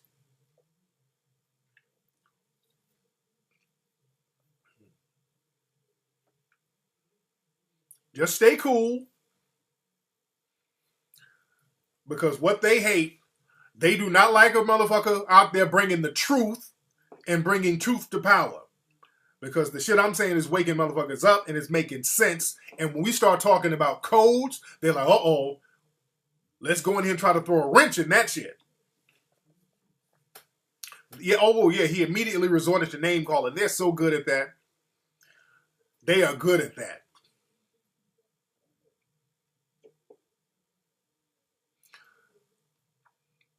Let's see who else we got. If we got any more non-black people, call up, please. What's up? Who's calling? Hello? What's up? Who's this? Hey, it's Mr. B. What's up? I was calling to ask you a question. I like the show. I've been watching it for a little while, and actually I kind of follow you back from when you were writing your first book, relationships and whatnot. So I big ups to you, brother. I'm glad you're doing your thing. Man, much but my question to you is, what do you think about us refraining from calling ourselves black? And I asked that question, you know, because I've heard brothers say that, you know, why do we call ourselves black? Why don't we find out what we are and call ourselves that? Okay. And so you think about that? Yeah, I think about it. How high is the priority of identity of us as African Americans having our own identity? How important is that in your opinion? It's important, but that's only halfway there. After you identify yourself, then what? Let's say you call yourself Weebles. All right, now as Weebles, what do you do now to combat white supremacy? Right. There you go. So now we're back at square one. That's why, and I'm not totally dismissing that argument, because that's why I use the term melanoid, because that's a term for us that we create, that we identify ourselves as, and we define what melanoid means. So that's why we have melanoidnation.org. So now we have a name that we've identified ourselves. We're going to call ourselves that, and now we're going to empower ourselves as melanoid people. So now we have an agenda that we have, instead of just calling ourselves something and then not doing nothing with it. You feel me? Right. And the reason why I asked that, I'm glad you actually touched on that. The reason why I asked that is because I've had a lot of brothers tell me, well, that is a name that was given to us by, how we say, the white supremacists. I understand. I get that. I get all of that. But my thing is, these dudes, when they start talking that, brother, you got to understand this. You got to start learning how to save time, because people will waste your time running their mouths about a bunch of bullshit. All these dudes, when they start talking that, a lot of times they don't really want to build nothing. They just kind of want to sit in a circle and debate all day and just go back and forth and try to act like they're deep because they read 1 or 2 books. What are they going to do with the name they call themselves? Okay, ask them, hey, what are we going to call ourselves? And after we call ourselves that, what the fuck are we going to do? Always get to the doing. You feel me? And a lot of them that I was doing my research on were so-called Moors. Right. Very simple. And they were explaining that you know, to get away from that. And I kind of looked at it and was like, you know, it's just like the program on the Oprah Winfrey Network about the little girl, and she said she was darker skinned and she was African American, and she says, I don't like being called black because people at my school make fun of me. So, you know, it just, for me, it goes back to identity. And you know, I was talking with a buddy of mine. And okay, brother. I have to. Okay, thank you. Shit, and he's a perfect candidate for motherfuckers who talk that shit. Because this brother right here was just going to go on and on and on. I had to cut you off, brother, and not to be disrespectful, but damn, this is why cats like to sit around and go on and on and on and on and on and on about this shit. I don't have time for that, brother. My man just kind of wanted to go on and on about it, bro. I didn't gave my answer, and you still going on about the shit. And you're one of those dudes, man. Dudes want to sit up, and I can tell the dude who just called, no disrespect, brother, But you kind of one of those dudes who, the reason why you're running into dudes like that, because you're one of those dudes, man. You're one of those dudes who just like to sit around for hours at a time, talking back and forth. I get to the point, man. I'm a get to the point type of dude, man. I get to the point and keep that shit pushing.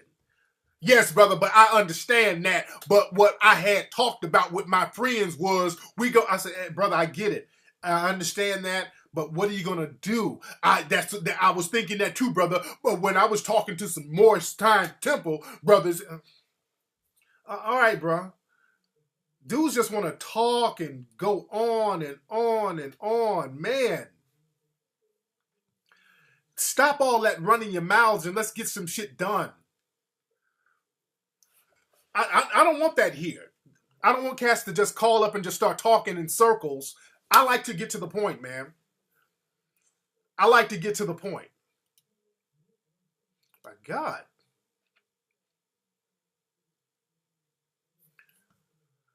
But again, like I said, I'm an action-oriented dude, man. That's why we got Melanoid Nation. All right, we're Melanoid people. That's the name. We're Melanoid people. That's us proactively identifying ourselves. What are we going to do as Melanoid people? We're going to empower each other. We're going to have a Melanoid code of conduct, which we're implementing now. We're going to build as Melanoid. We got plans, man. We have plans to work and do things and accomplish things as Melanoid people. Speaking of that, any brothers here from Ghana? I want to go to Ghana in a few weeks. Where are my brothers and sisters in Ghana? If you are in Ghana, hit me up, please. Email me at info@tariqelite.com. All my brothers and sisters in Ghana. I'm going to be going to Ghana in a couple of weeks. Ola, remind me to hit up the embassy out here. I got to find out about the visas and all that stuff. But I want to go to Ghana in a couple of weeks. Because I want to set up something with Melanoid Nation out there. But I want to go out there in a couple of weeks. I'm filming a lot. We're doing some filming for Hidden Colors 4 out here. And in between filming, I want to go out there for a week. All my Ghanaian brothers and sisters, if you're in Accra, wherever you are, email me so we can chop up game. I want to chop up game with my brothers and sisters out there in Ghana. Email me. My email, I got 2 emails, info@tariqelite.com. I don't think I need a visa either, but I want to double check. I want to double check if I need a visa. Anybody here been to Ghana, by the way? Do you need a visa to go to Ghana? I know when I went to Tanzania, I needed a visa.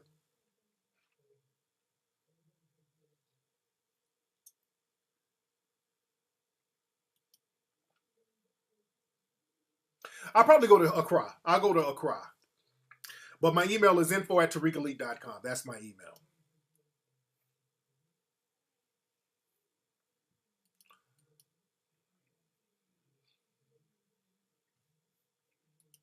Let's see who we got. What's up? Who's calling?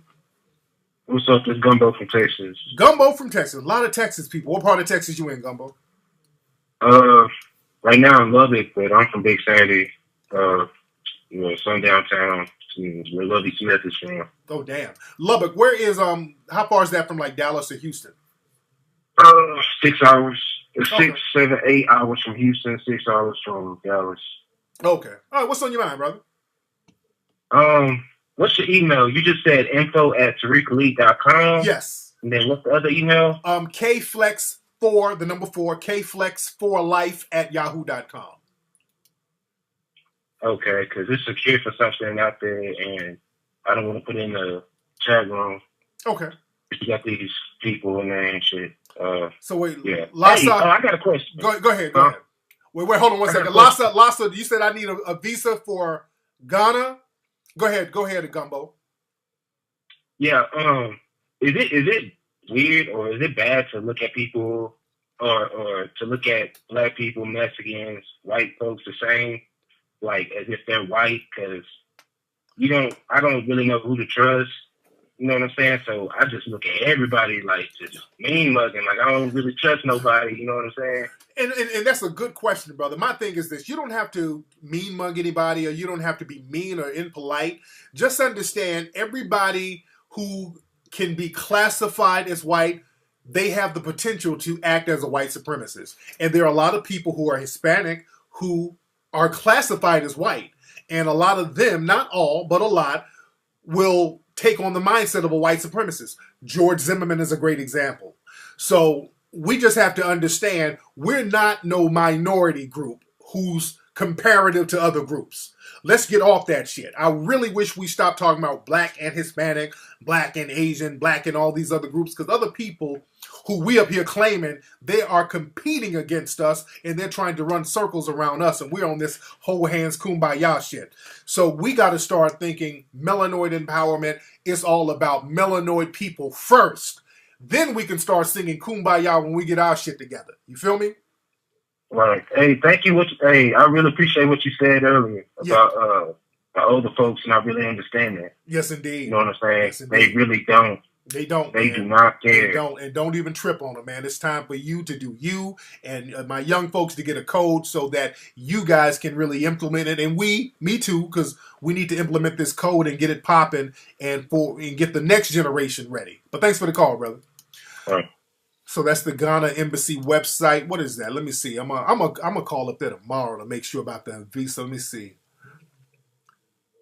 To submit the applications 2 weeks prior to 1 month. Okay. I'm gonna do mine tonight then. Include the passport part of the applications. Okay, I'm gonna look that up. I'm going to look that up. So where am I Ghana? Anybody been to Ghana? Anybody visited Ghana?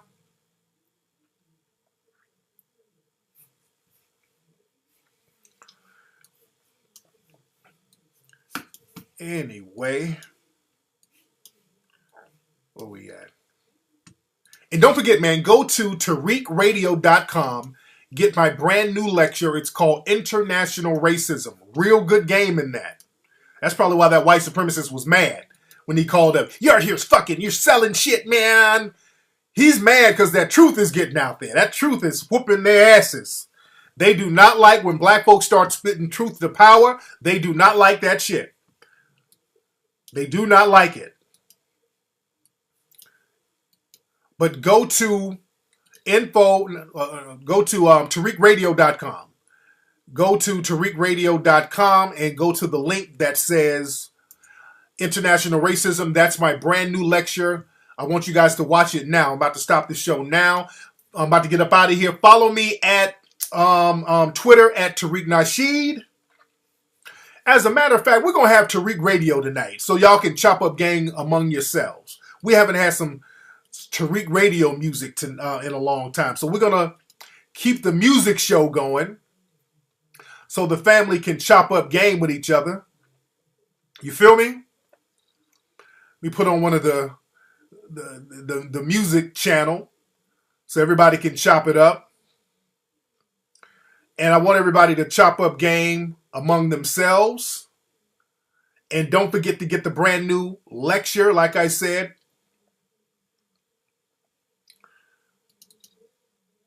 International Racism, live in London. Real good stuff. All right, y'all, hold out for about 30 seconds. The show's going to cut off, then it's going to turn right back on. So don't go nowhere.